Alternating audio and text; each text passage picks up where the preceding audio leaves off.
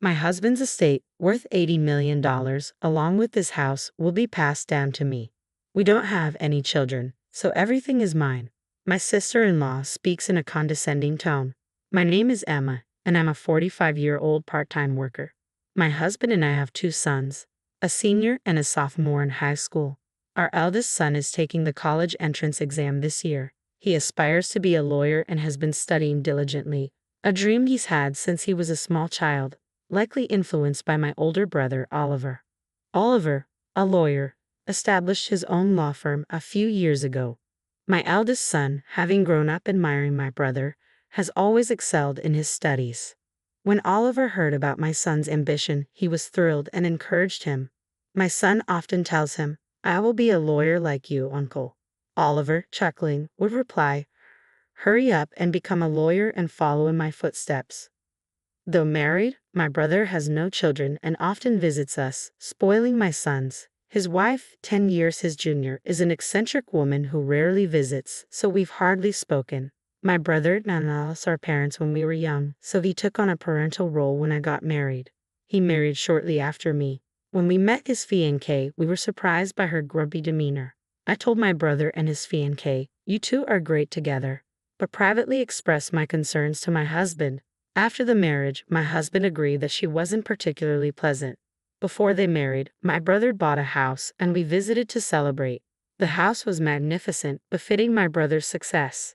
My sister-in-law wasn't there, and my husband joked, "Has your wife already left you?"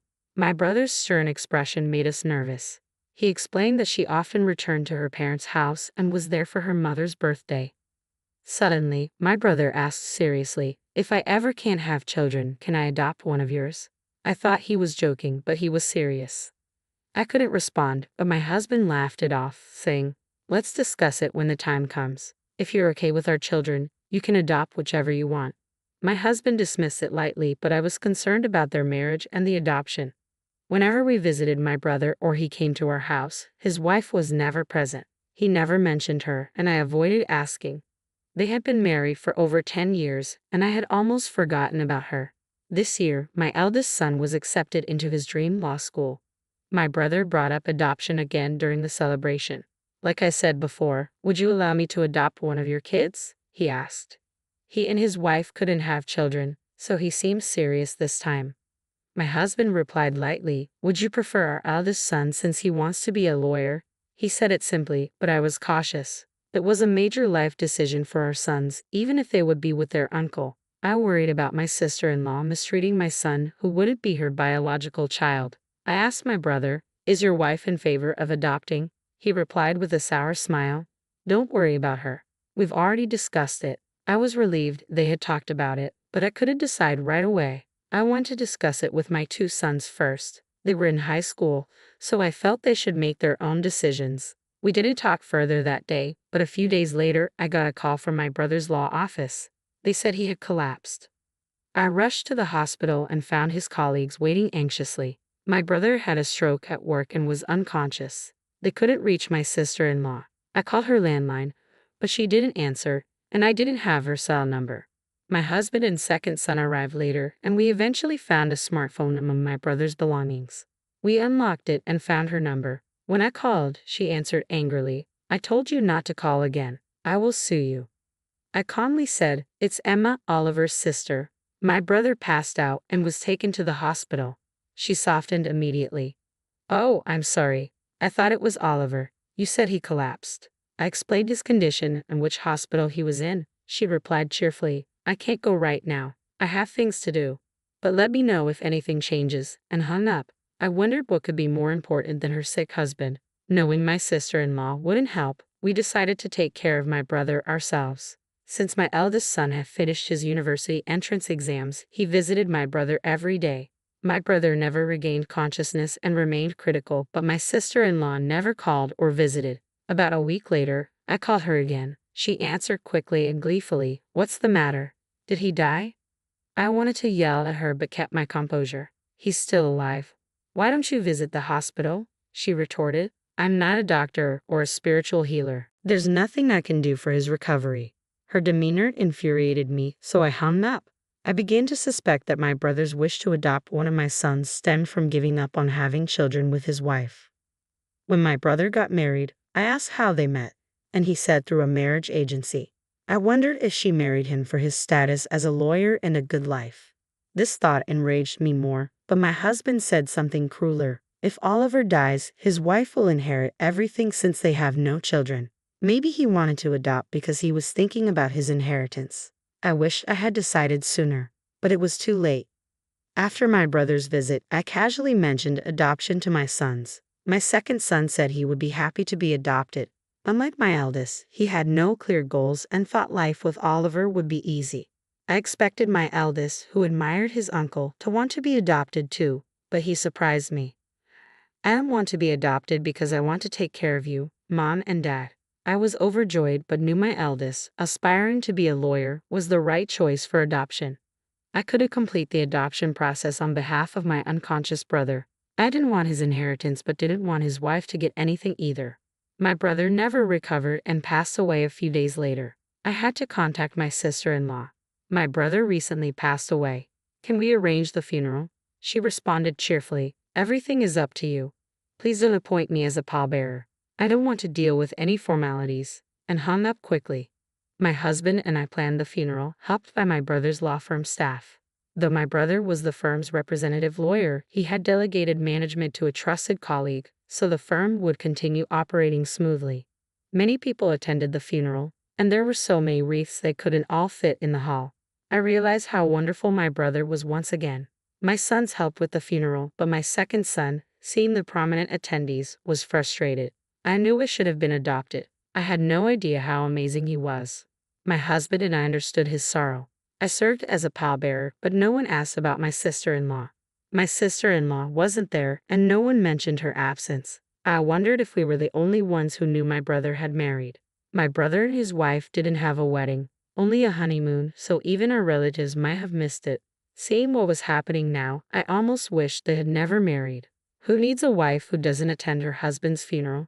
I regretted not allowing my brother to adopt my second son sooner, fearing she would take all his estate. With the help of the law firm staff, my brother's funeral was completed. I invited everyone to my brother's house for a meal to thank them. My brother will be able to rest in peace because of all of you, I said. We were all very sad when my sister-in-law appeared in a flashy pink coat. She addressed us as if she had planned to arrive just as the funeral ended. Why did you come here? I asked. With a big smile, she announced loudly, my husband's estate of $80 million, as well as this house, will be passed down to me, his wife. We don't have any children, so everything is mine. For some reason, her triumphant statement made my brother's subordinates laugh. We looked at them, confused. My sister-in-law glared and yelled, what exactly are you laughing about?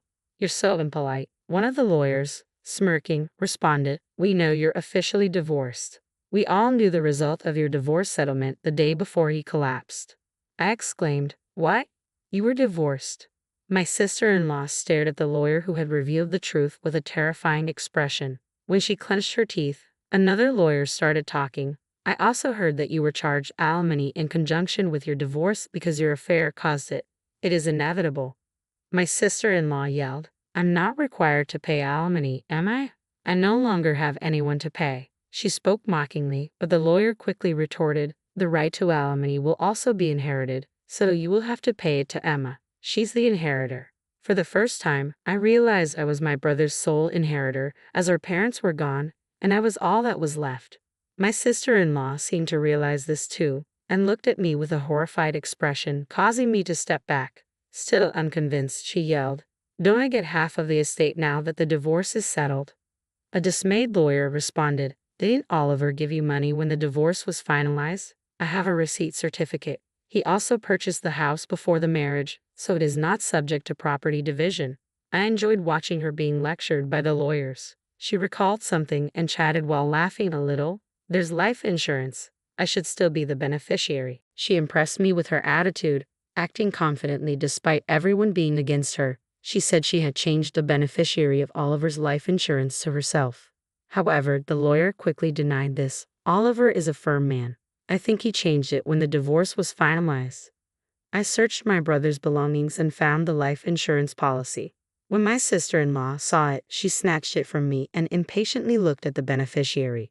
She dropped her shoulders in disappointment and handed the certificate back to me. The beneficiary was me.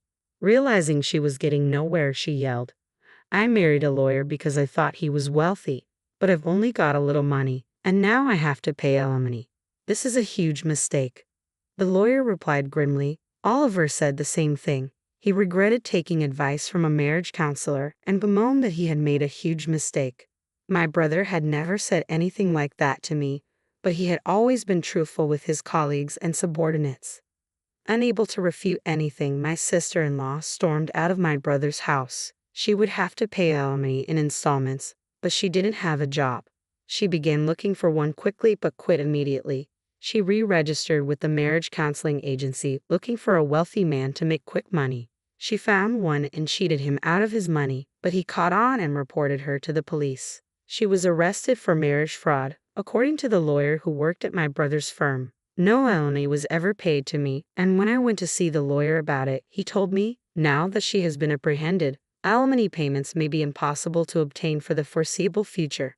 Alimony wasn't something I was interested in. I was more interested in seeing her suffer a terrible fate, and I believed my brother would agree. I hoped the police would investigate her thoroughly and charge her as a felon. My family moved into the house my brother left behind after unexpectedly inheriting his property. My husband and sons were ecstatic to live in a big house after previously living in an apartment. My eldest son was studying law harder than ever before. Observing my brother's colleagues and subordinates argue with his sister-in-law made him yearn to be a lawyer. Though he was never adopted, I hoped he would carry on my brother's legacy and become a great lawyer like him. My second son, however, was upset and disappointed that I inherited my brother's entire estate. He half-jokingly said, "I wish I was adopted by uncle so I could have inherited everything."